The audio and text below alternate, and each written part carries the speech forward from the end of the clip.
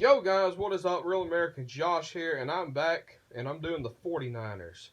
And there's a lot of buzz surrounding the 49ers. People think they're going to be a Super Bowl contender just because of Jimmy Garoppolo. And the 49ers roster, it's a good roster. But like Jimmy Garoppolo, I've heard he's been struggling in camp this year, by the way. He's a disappointment. The highest paid guy in the NFL. Can he bring this franchise back to greatness? Let's find out. So obviously they start out on the road at the Vikings with a tough game, and Garoppolo cannot get the job done against that defense. 27-13 loss. Garoppolo's first loss in the NFL. And they say the guy can't lose. And then at home against the Lions, the 49ers do manage a 23-7 victory. But then on the road at the Chiefs, the 49ers lose 23-13. And then on the road at the Chargers, they lose 20-17. Then at home against the Cardinals, it's another loss, 24-14 to rookie quarterback Josh Rosen.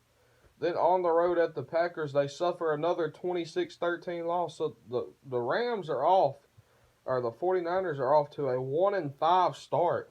And Garoppolo, after leading them to 6-10 after a 1-10 start last year, like the front office cannot be pleased with this.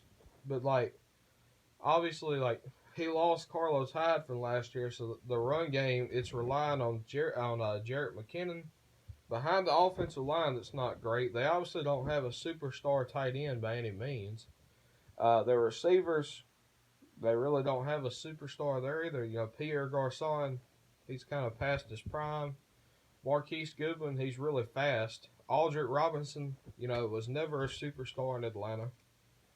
They really don't have that superstar type of guy, They really don't. I'm saying that the offensive line's not great. The defense it's okay, but it's not great, especially the secondary. The secondary is not great at all. Richard Sherman, he's kind of past his prime. He struggled a little. He usually struggled a lot without Earl Thomas there. So Richard Sherman was maybe a little bit overrated, But anyways, let's get back. So against the Rams, they do manage a 23-20 victory, and then dominating the Cardinals on the road 34-15, and then picking up a 24-14 win over the Raiders. All of a sudden, this team's 4-5 and back into divisional contention. Can they contend in the division? But then a 21-13 loss to the Giants. However, they split with the Rams. They did split with the Rams, so if they can go 10-6, it's going to come down to point differential, And then they follow that up with a 20-17 win over the Buccaneers, but they do suffer their 7th loss of the season the next week on the road at Seattle, a 28-17 loss. And then at home against the Broncos, they suffer another loss, 27-20, so 8 losses now. Best thing finishes 8-8.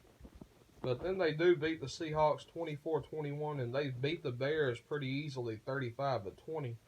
So they're sitting at 7-8. Can they go 8-8? The answer is no, because on the road at the Rams, it's a 24-21 loss.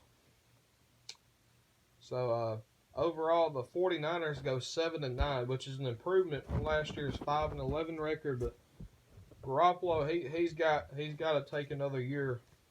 Can Garoppolo? I believe he does slightly improve this year. He looks good. The offense as a whole, though, it doesn't look great because they're struggling to find a run game. The pass protection's not amazing. So, I know I'm going to get a lot of hate, people saying, you're an idiot, Garoppolo is going to lead this team to the playoffs, This is not a playoff team. There's no way they can contend with the Rams. I'm not sure they probably can contend with the Seahawks. I know I did have them beating the Rams one time, but overall, the 49ers they're not an amazing team by any means.